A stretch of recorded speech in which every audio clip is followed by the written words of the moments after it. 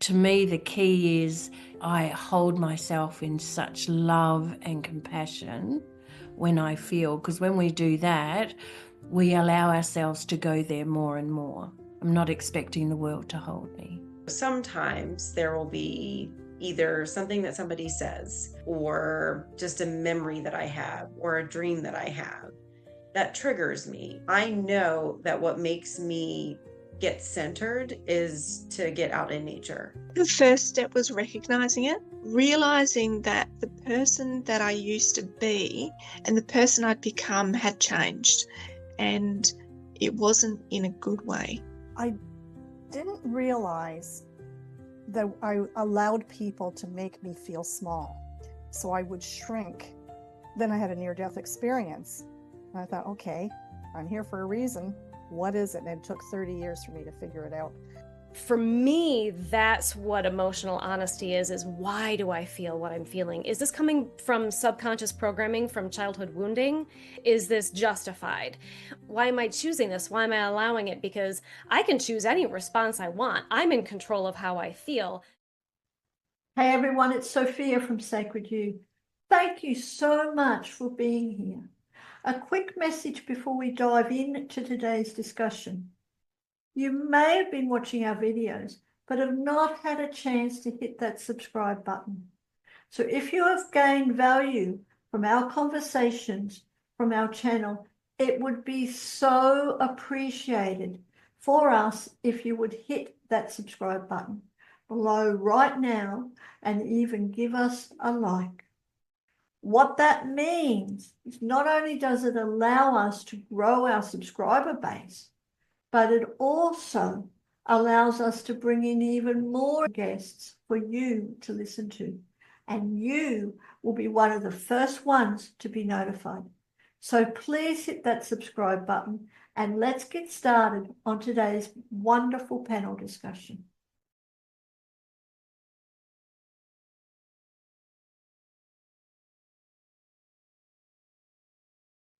Welcome to today's Inspire Your Inner Power Conversations that Transform panel discussion. My name's Sophia from Sacred You. We have the honor of hosting today's panel, which is all about who is in the driver's seat of your life.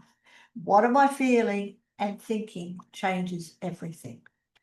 And with us is we have these beautiful women, but especially may I introduce for the very first time as an incredible facilitator, the beautiful Denise BLACKNEY. Denise has been with us quite a lot as a panelist, but today has taken that step to be a facilitator of this incredible panel with all these amazing women.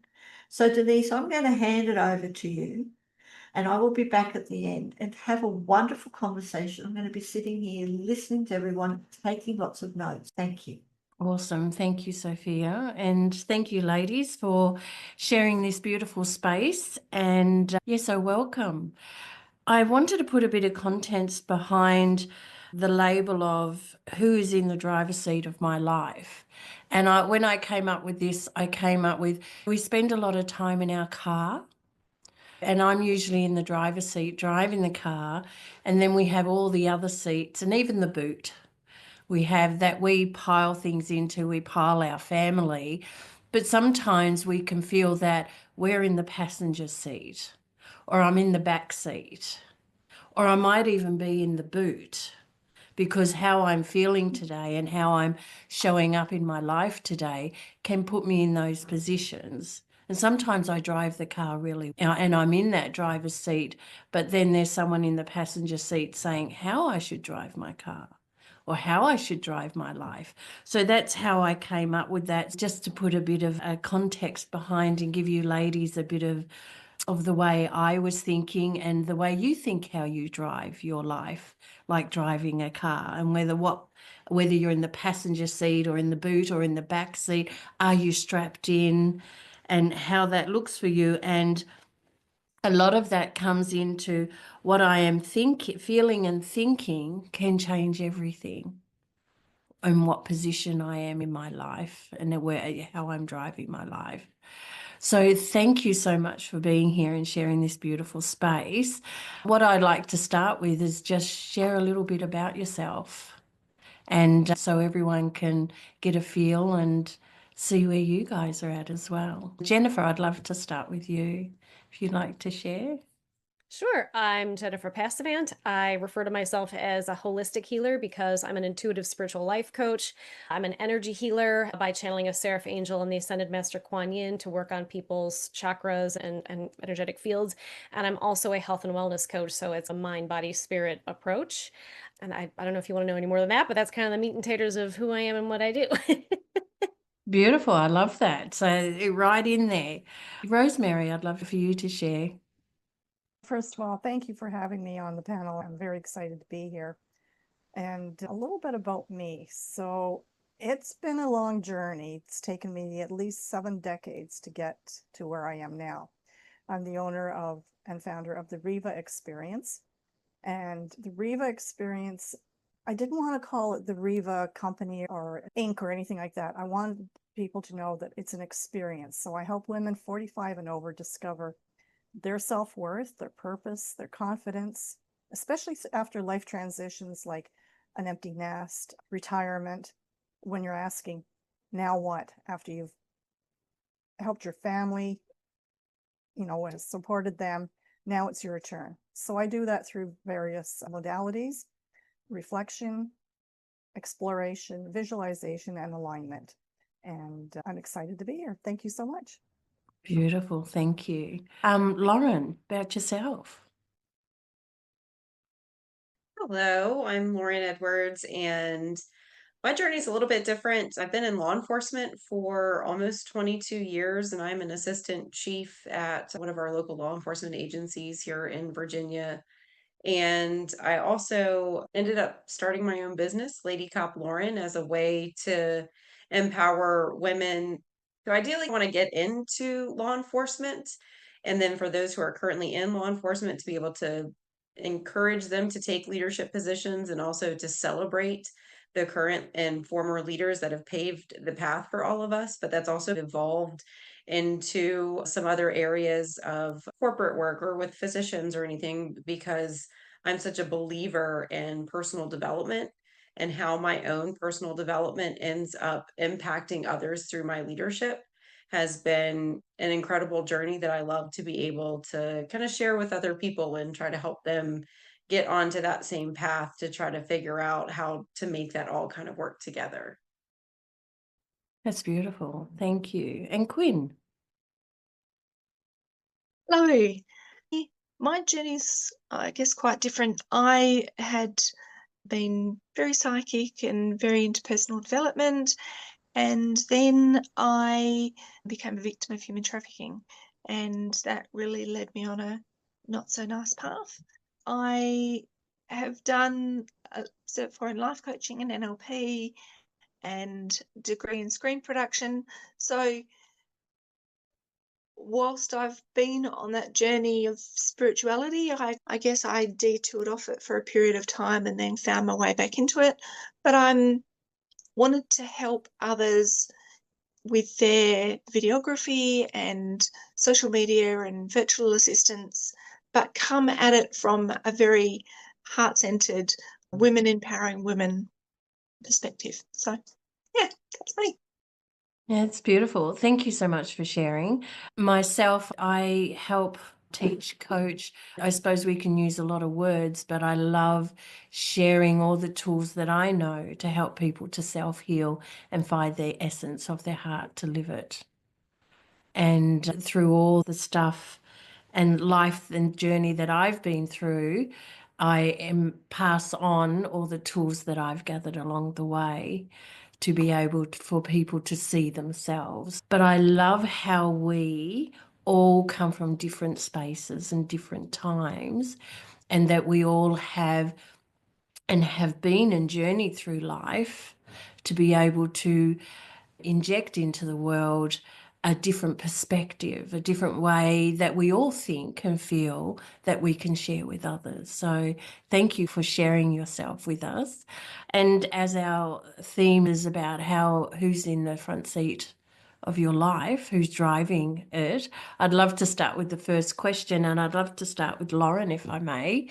And I'd love to ask, in your healing journey, especially in the background that you come from, how did you begin to separate your true self from the version of you shaped by trauma or survival?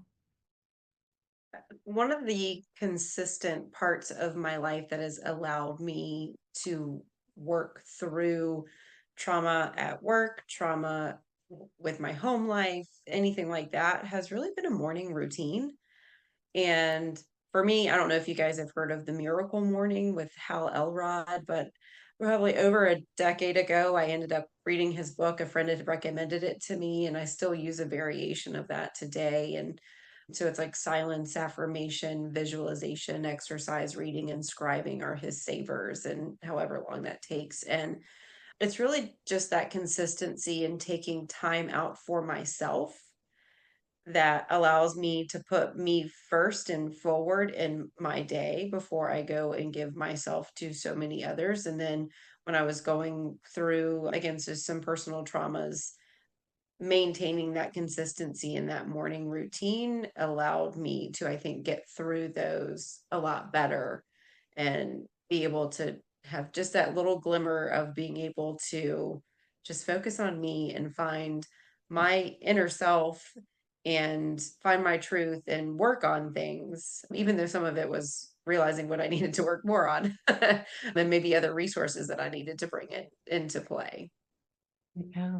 Yeah, that's beautiful. I love how you say that routine, consistency, focus, and it's all about you, which is the And most if I important. do not get that time, if I vary that, if I don't get in that morning routine and that dedicated time that I've cut out of and made a boundary for myself, my day is different and my thought processes are different. And the ability to be as efficient as I want to be in my day is different. So I know that am setting myself up for success to have my best day possible and be the best for me, but also be the best for others as well when I make sure I take care of that from the time that I get up. Yeah, I love that boundary, but I really like to put it's a love boundary for myself, Mm, which is so yes. beautiful because you do set yourself up for success then for the rest of your day. Yeah. And even if that means that you get up a little bit earlier to create that time in your schedule, that is just something like people would make fun of me all the time for as early as I was getting up. And I was like, that quiet in my day and that morning routine for me was so sacred. And it was the time that I only got to myself, that I only had to answer to myself before the world woke up and everybody else was asking things of me and trying to pull me in all of these different directions.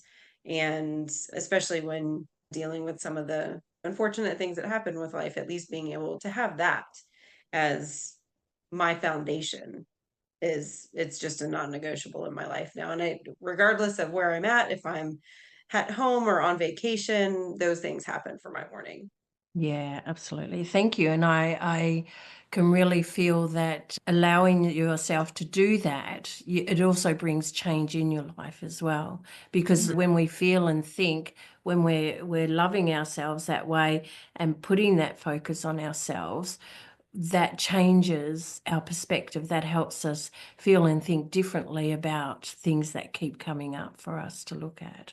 So thank you. Absolutely. Yeah. Thank you. I I'd like love to. that. Oh, sorry. No, that's all right. I love that. I was just listening to a podcast yesterday where a lady said she actually sometimes, when things were getting really bad, she would have 3 showers a day because that was the time that there were no kids in the room. She could like just be with her thoughts. She had a skincare product range, and so she would get in the shower and use her skincare products. And again, it was self-care. It was really good. What about yourself, Quinn, with the same question? In your healing journey, how did you begin to separate your true self from the version of you shaped by trauma or survival?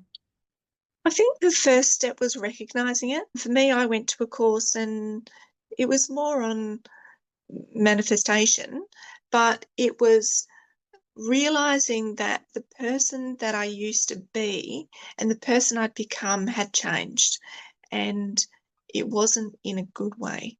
So it was things that had fallen away, my spirituality, it was the social interactions and the being on my own, like the lack of planning.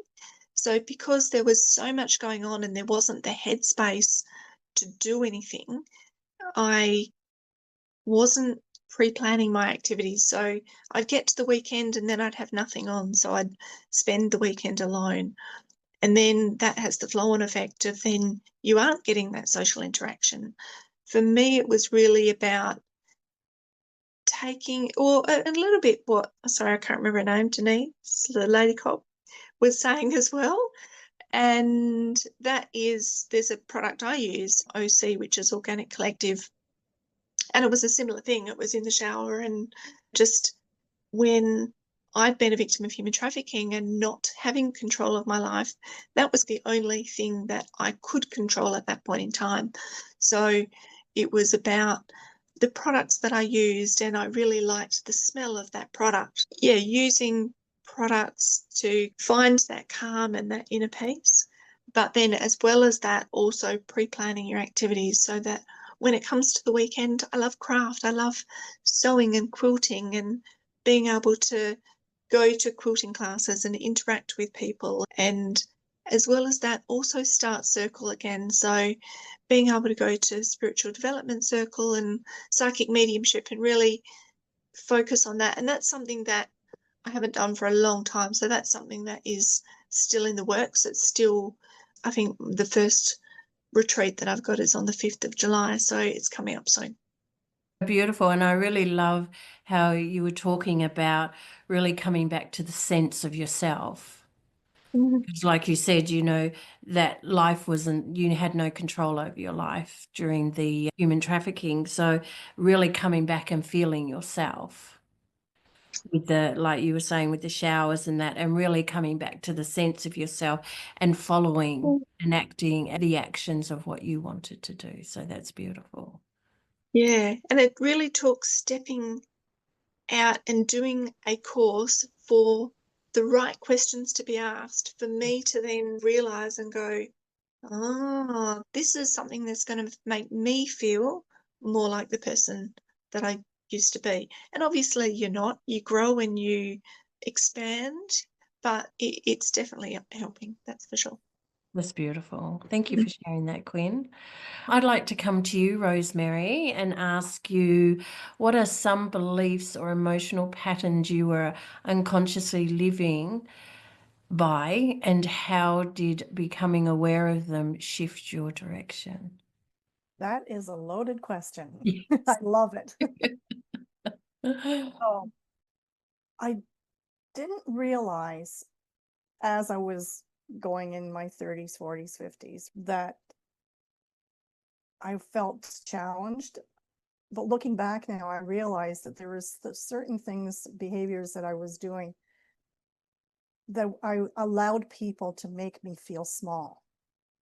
So I would shrink if, and some of them were family members, but, or even just coming across somebody and there was a little negative comment.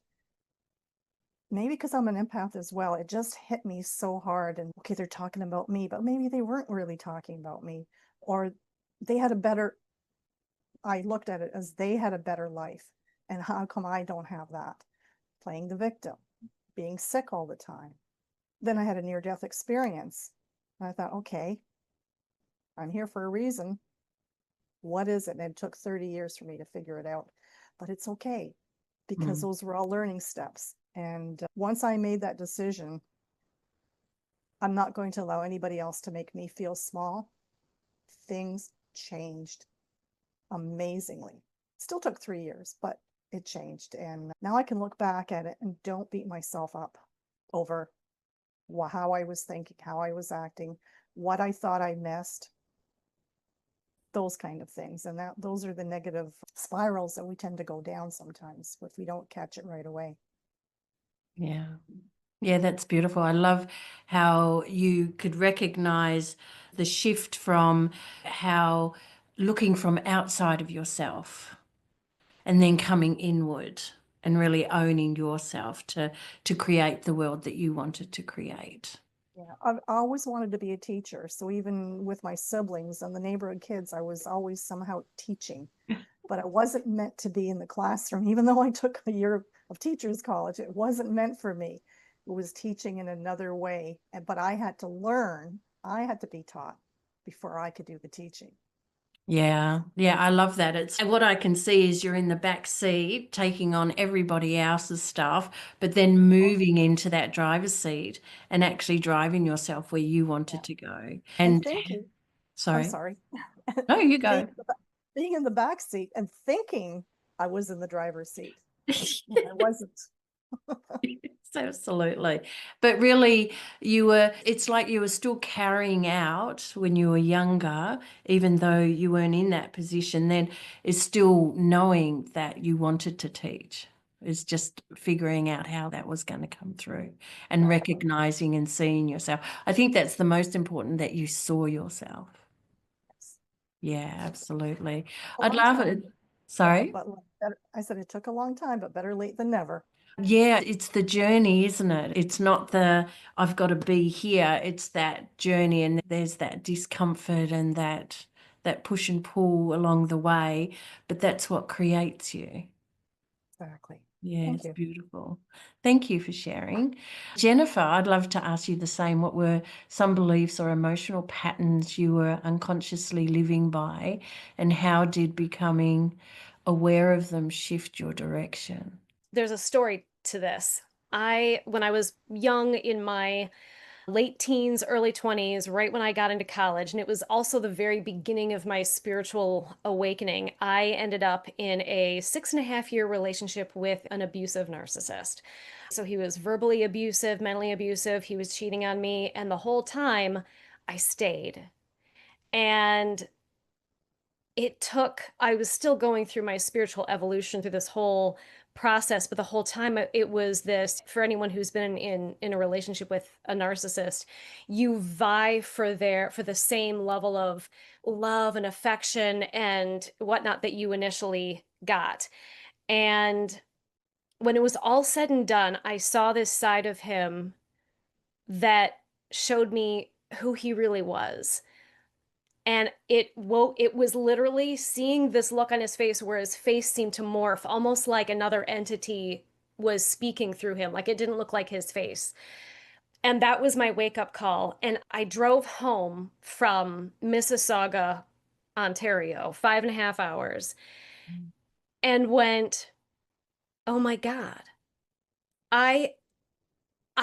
like, it was like my wake up call that I needed. And I could go, I let myself experience all of that. Like I did that to myself.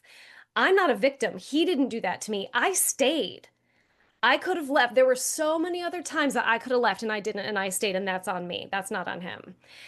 And a part of my spiritual evolution was also coming to the awareness that, and not everyone has to ascribe to this, this is just something that I came to, is that we agree to our experiences before we incarnate in order to help clear the density and karma from previous lifetimes that reflect similar experiences. And so what that did was it gave me the opportunity to no longer see myself as a victim, so it was empowering. But it also let me like disassociate, so I didn't have to take his behaviors personally. I could say, he played his role exactly as he was supposed to, so that I could get to this point of having an opportunity to come to this awareness. And what a gift that was. That was the best gift I ever could have been given, was the opportunity to come to that wake-up call of, I can choose now to love myself enough to no longer allow that for myself. And I was able to look back at all of previous life experiences where I operated from that same, please love me, please see me as having worth and value type of mindset. And that dropping of the density, and by becoming aware of it, allowed me to shift my perspective of myself, which shifted my energy, which shifted my emotional state, which then shifted all of my life experiences. So I started getting different people coming into my life, and they again provided new opportunities to have new experiences, new things to become aware of, new things to go, ooh, I have that. That's my shadow. Yeah, okay, I need to love that and integrate it, but no longer operate it from it. So it's, yes, there's a part of it that is shifting your emotions, shifting your thoughts, but it's also about healing your shadow, because your subconscious mind rules 95% of your experiences. And when you can come to the awareness of what your wounds are and how they're controlling your thoughts, feelings, beliefs, perceptions, etc., and choices, you can go, I operated from my wound in that one. Got it. I'm going to shift that. I'm going to make a new choice and do this. And it gives you a lot more control over how you're manifesting. So your subconscious wounding is not in the driver's seat. Your conscious self, and ironically, I just had a dream about this where my higher self was in the driver's seat. Literally, I was in a car and my brother was driving, but I knew my brother was playing the role of my higher self. So my higher self was in the driver's seat. So I was operating from my higher aspect instead of my conscious self trying to steer the car, or my shadow aspect steer the car. So that it's like having that opportunity for the awareness and make a new choice for me has been life-changing.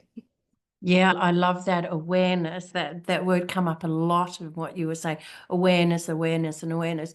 And I feel that's such a beautiful way for us to come back to ourselves, because when I'm aware of myself, I can see everything. When I'm not aware of myself, I've got my blinders on. It's like the sun is in my eyes while I'm driving, so I don't get the full picture. I only see tiny bits. But if I'm not even aware of that, it's the whole glare. Yeah. Yeah, thank you. You're more likely to be reactive when you're not aware. Totally. And that's when we consider that reactiveness, that's where we're always coming from, because it's all our wounds reacting instead of being aware of our wounds and healing them. So thank you for that. That was beautiful. Yeah.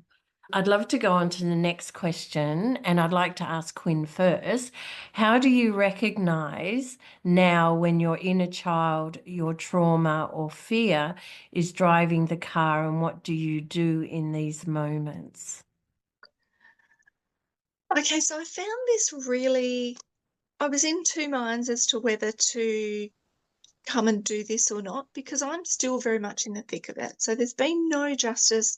And especially when we're talking about a vehicle, we're talking about a car, because I have this person or persons I was literally drugged and taken all over the world, and I've started putting the pieces together and have some thoughts and ideas about who's behind what.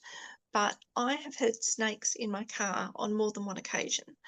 To be literally in the driver's seat and panicking, I'm constantly looking over my shoulder and fearful.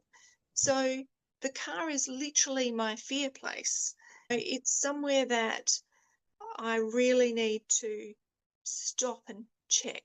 Is this, am I hearing noises? Is this something that I need to be physically concerned about, or is this just old triggers that are coming to the fore? I guess as far as the how do you know, I think yes, it's about stopping and listening to your intuition. And there have been impersonators in my life, and now one of my key witnesses has suddenly got cancer, and that doesn't feel authentic. I'm not saying she doesn't have cancer, but how she actually got it, I'm dubious about. Anyway, so because I know there have been impersonators in my life, and it's physically been proven, like this person looked the same and sounded the same, then it really is about going inside and using that intuition to go, okay, something doesn't feel authentic here. And then it's my choice. Then it's, okay, you have the decision to either stay and be very cautious about what you say, how you act, what you do to continue to feel safe, or I just get up, don't say anything, and I leave. Okay, gotta go now, see ya. And at this point, that's all I can do. It's about making choices. And when someone looks the same and they sound the same, but you know that based on what they're saying, that something just doesn't feel quite right. Yeah, it's very tricky circumstances to be in. And I think the closer, because my background is screen production, so the closer we get to bringing out the truth, and I think that's why it's also been triggered as well, is because I'm in the process of creating a short film to try and get funding for a mini series to expose the whole lot. And the more that I work on this, I feel like there have been sabotages and blocks, and it's just trying to work your way through it and use your intuition and guide yourself as best you can. I don't know if that really answers the question, but No, I didn't know yeah. that you've done that beautifully. And I love how you keep coming back to yourself and going with your intuition and just feeling what's going on around you to navigate yourself through. Mhm. So, that's such a beautiful way of doing, and your awareness of where you're at. And that is a big key of our journey, is our awareness of ourselves and really coming back to ourselves and leading from ourselves as you are. And no wrong answers there. It's Yeah, perfect. Thank you. thank you.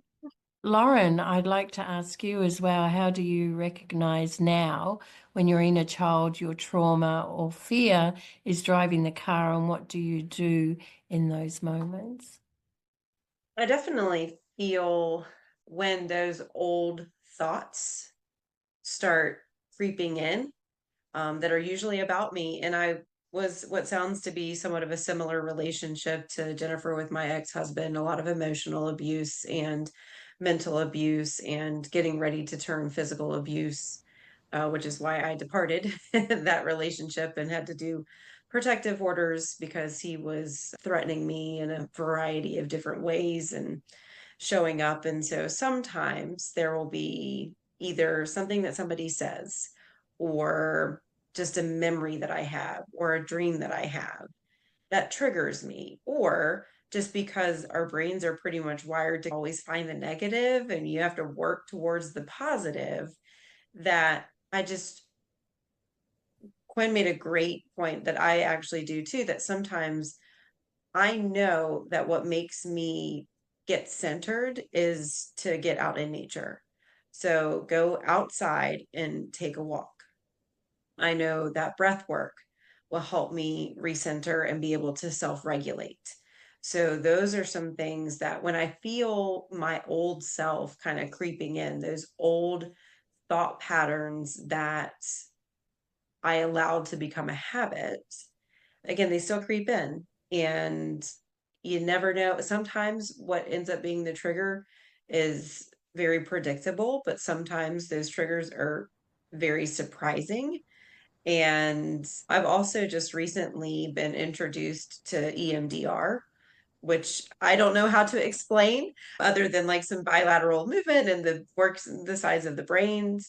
But I will say that was hugely impactful for me to be able to do that kind of on my own when I feel that those feelings and that old self rising in me again, that I can learn what I feel and be more aware that, like, when my blood pressure is rising, when I'm starting to increase my breathing, and that there is a stressor, and that can I identify what that stressor is, and then go to some of those ways of that self-regulate through nature, through EMDR, through that breath work and stuff. And those have just been really incredible tools to help get me through that other side. And then also I've learned that I don't also just need to hold all of that stuff in.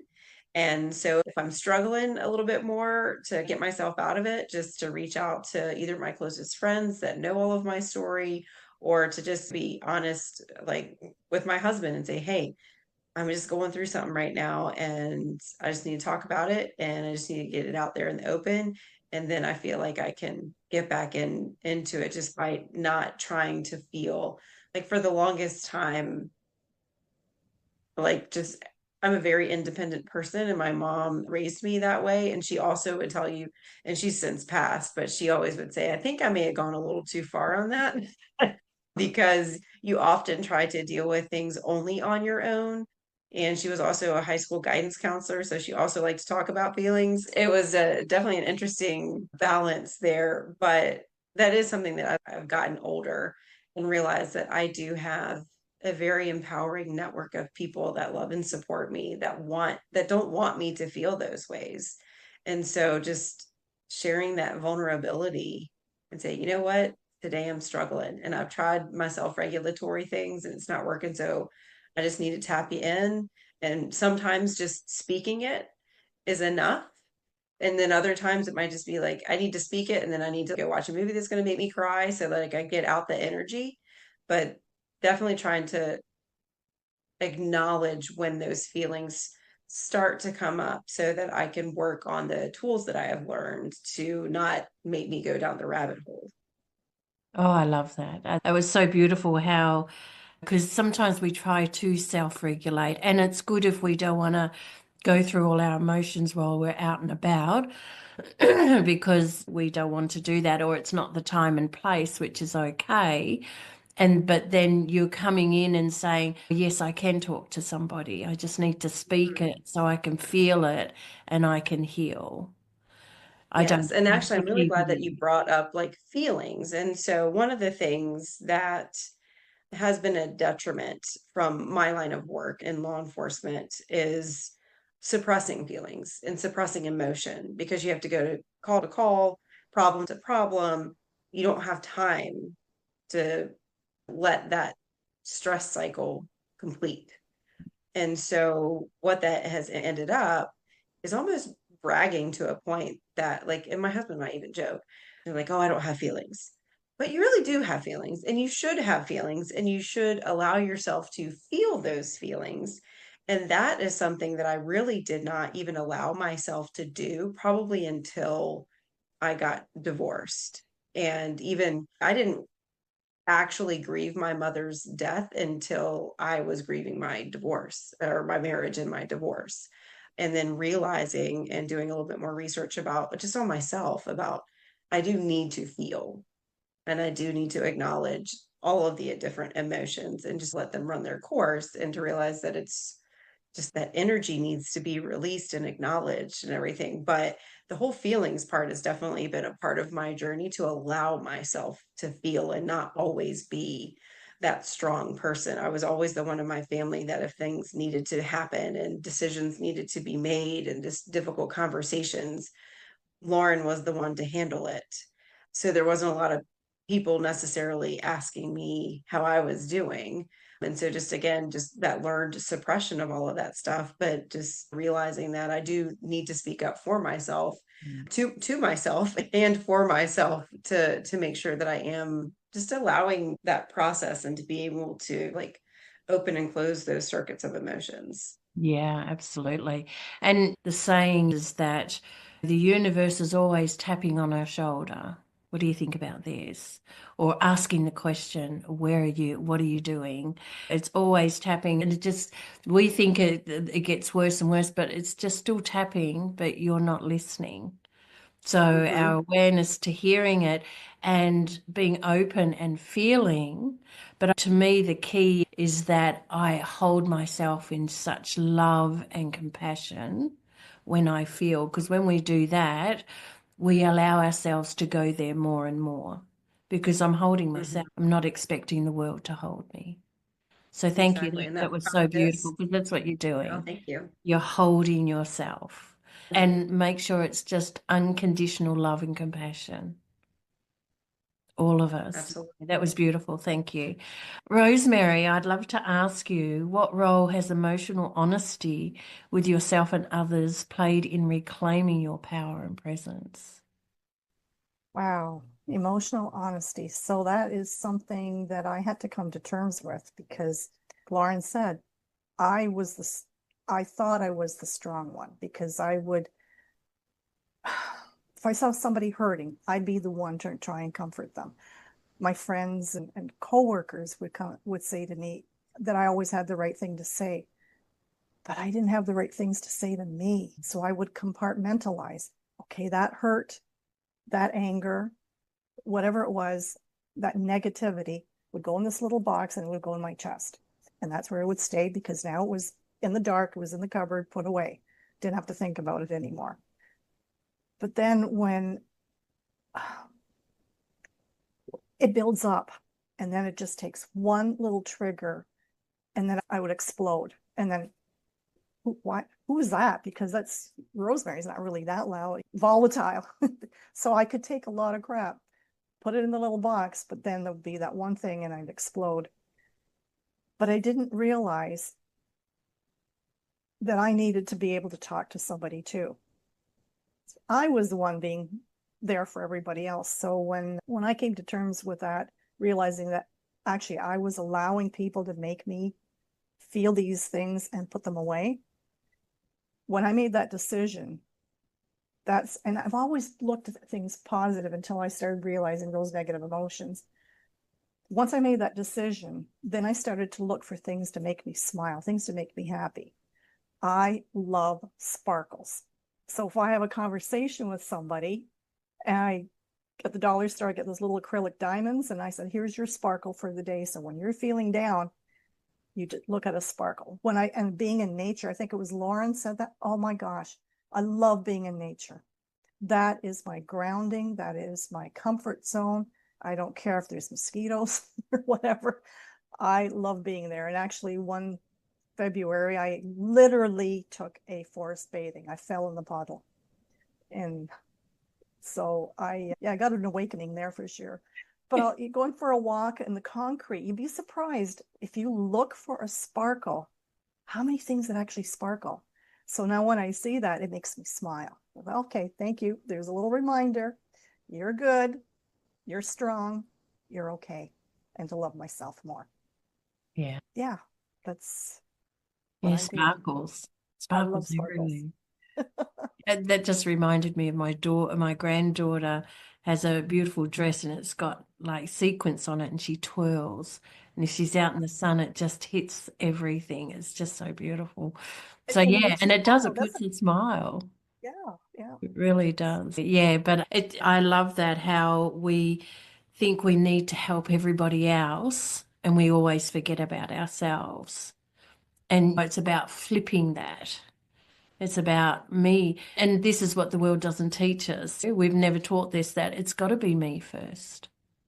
It's Because got to we're putting up be. those blocks, right? Because Mm, we're putting those blocks of protection. yeah.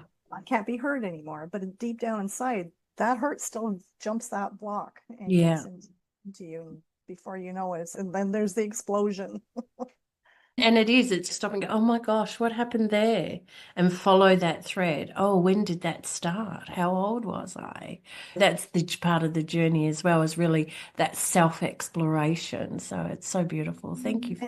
And you hit that right on the head, because there was something I did not even realize happened in my childhood that was part of the steps to make me feel small. I didn't want to speak up. So if I was in a room, I'd be in the background, but I would talk with you one-on-one.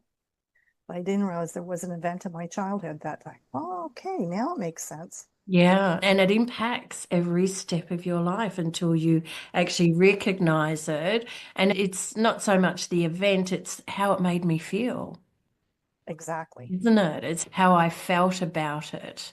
So having and like I was saying before, holding yourself in love and compassion and really feeling that, feeling through it. And that's where the healing comes, which is beautiful. So look for a sparkle in your day. Absolutely. Thank you, Rosemary. That was beautiful. Jennifer, I'd like to ask the same question. What role has emotional honesty with yourself and others played in reclaiming your power and presence? I think everyone can say that it's pretty big, and not just the honesty, because it is also about, like people have been talking about, not putting your emotions away and stamping them down and moving on with your day, but also looking at what you're feeling, allowing yourself to feel it. And I know everybody else has already kind of said this, but why you're feeling what you're feeling.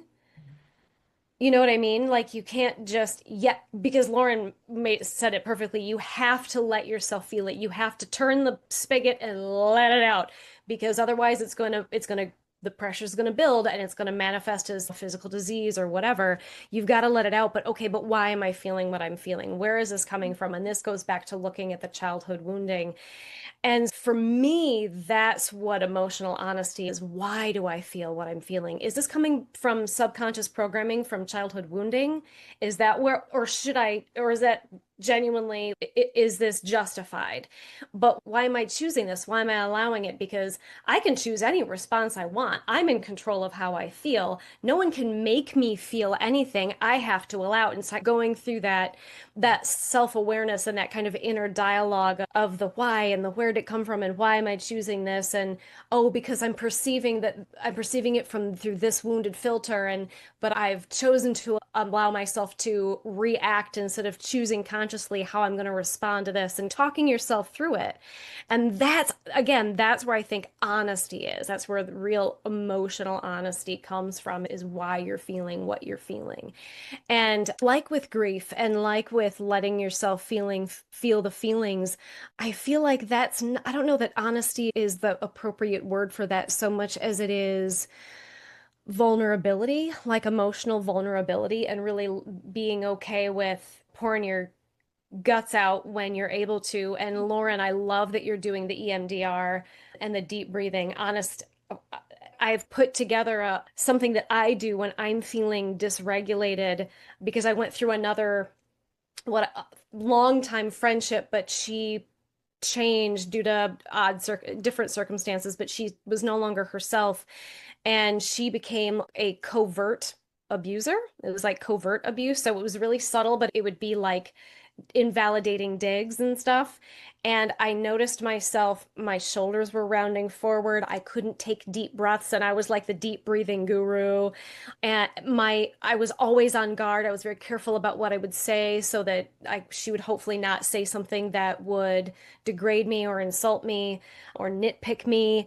And I noticed that after I ended the friendship that I was still operating from that trauma response.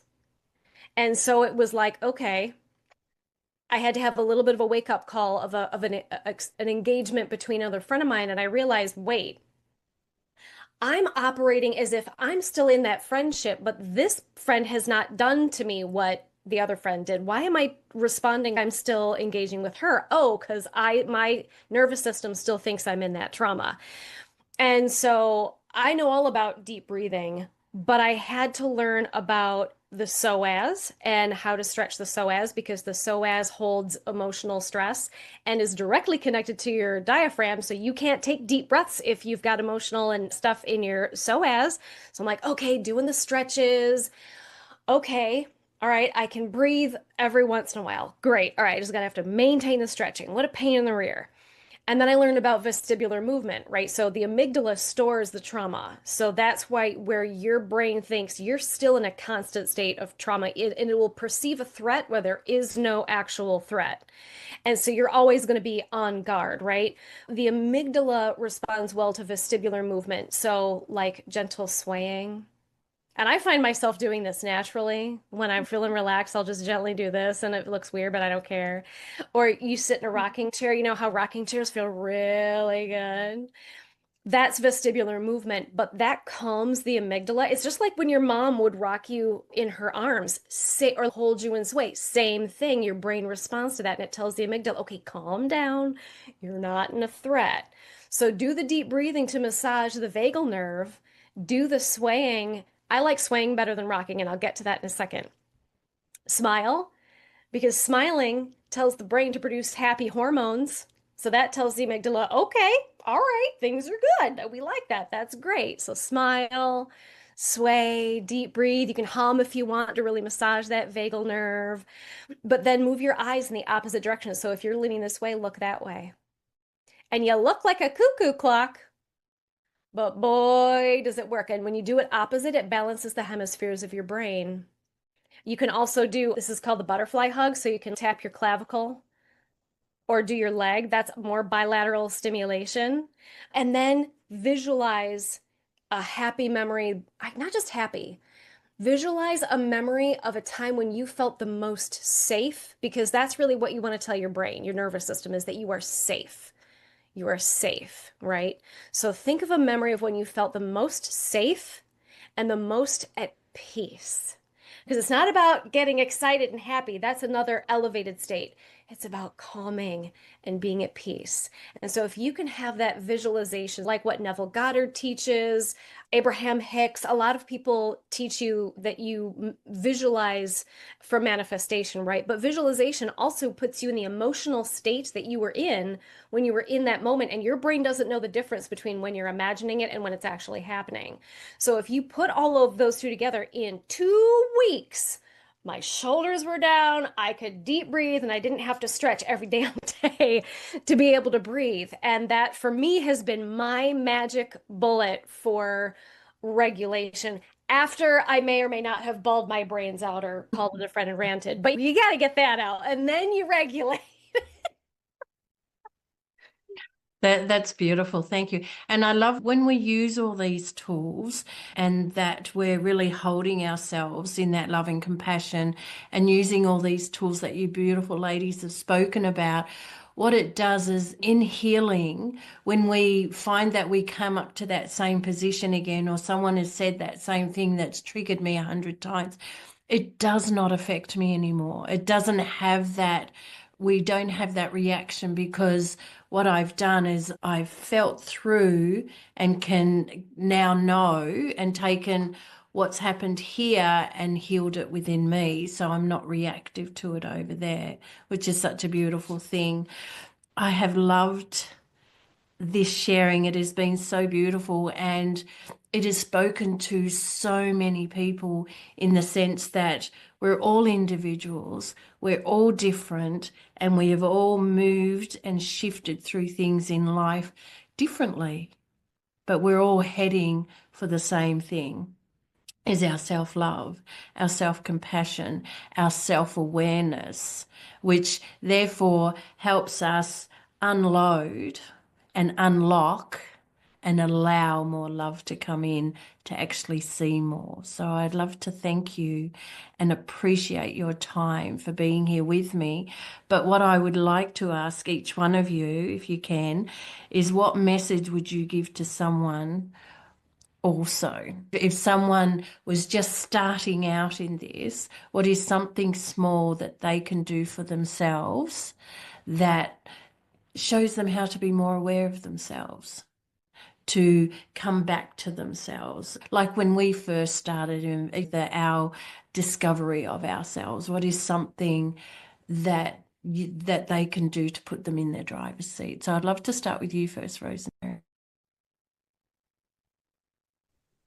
I had to think there for a minute, but looking back, beating myself up for what I perceived as failures, they're not failures. They're lessons. They're stepping stones to the you that you are meant to be. And be kind to yourself. Everything is okay. There is no such thing as perfection, because perfection is only delay. So that's my thought.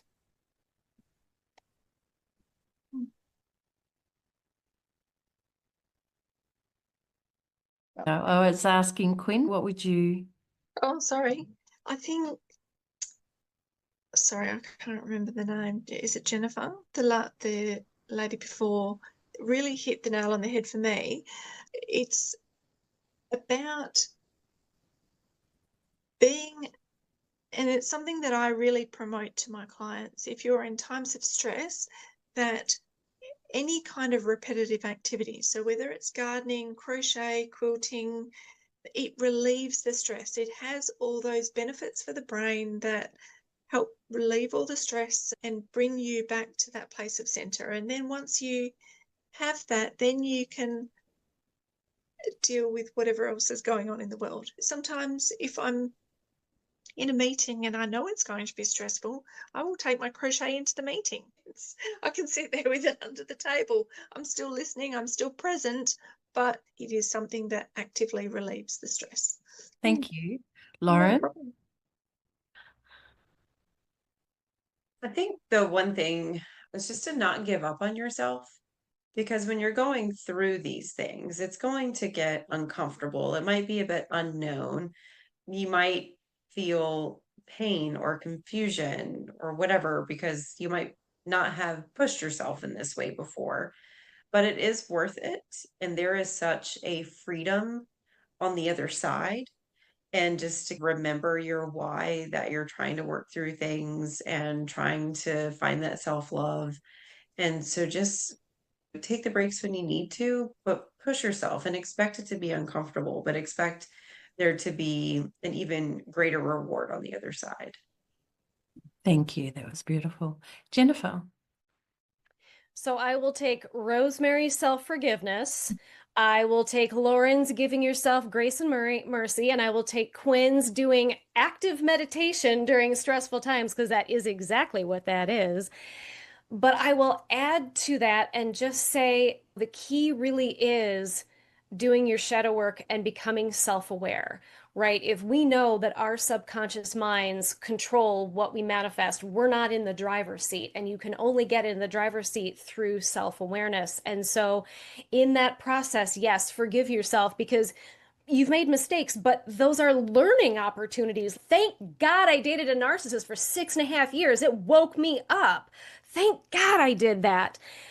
All of those experiences, you couldn't be where you are if you had not had those experiences. So see them as opportunities to make a new choice and be a new version of yourself. And then just become self-aware about, why did I make those choices? Why did I do that? Then you're in the driver's seat, because then you can make a new choice. And then if you do that mental visualization of seeing yourself as the healed version of you, okay, what would the healed version of me do? How would I think? How would I feel? How would I respond differently if I was no longer responding from my reactive self? You touched on this earlier, Denise, about makes it easier for you to then respond from that healed aspect, because healing isn't making all of those wounds and things go away. Healing is about not operating from that aspect of yourself. They still make you who you are. They just don't control you anymore. So that's what I would say. That's beautiful. Thank you. And for me, what I would say is get curious. The curiosity of yourself is the undoing of everything, because you get to get curious and see who you are, how you are, why you are, when you are. You get to get curious about, oh, do I like this feeling or don't I like this feeling? The curiosity of me is the greatest adventure you'll ever see. So I think that rhymed. That was beautiful. But yeah, it's about awareness. Everything you ladies spoke about, that's what it's about. And I'd love to thank you for being here. And I have enjoyed sharing what you have had to say. It has just lit me up so much. And thank you. Thank you. And everybody else out there, it's great to know that we're all individuals and we don't have to be the same, and we all do it differently. That's the beautiful journey. Thank you. And thank you, Denise. Thank you. Truly, thank you. Congratulations for an absolute wonderful first panel for facilitating. Really. Thank you for Lauren, for Quinn, and for Rosemary for being a participant on your first panel too, and for our beautiful Jennifer, who's returning again as another incredible participant. I love what you said, Jennifer. I thoroughly agree about the rocking chair. I've got mine here, and the breathing and everything else. So really good stuff. It has been a wonder. For everyone out there who is listening, please do click on the links below. Reach out to these amazing women who have just given up an hour of their time to share their wisdom and their passion, and to help you in becoming the driver of your own life, getting in your own driver's seat. Do recommend reaching out to everyone. And come back and tune in for our next panel discussion, which is coming up very soon. And while you're there, click on our links for Sacred You to find out everything that we have to offer. We have panel discussions, we have tribes, we have our Pathways to Wellbeing podcast. Coming soon is our Wisdom Circle. So do check us out. That's sacredu.love. And if you put /join free, come and join us in our village. We have our own online village community. Join us for free. You'll see so much happening. And on that note, I'm going to say it's been an honor again. And thank you ever so much for sharing your wisdom. Look forward to the next one. Thank you for having us.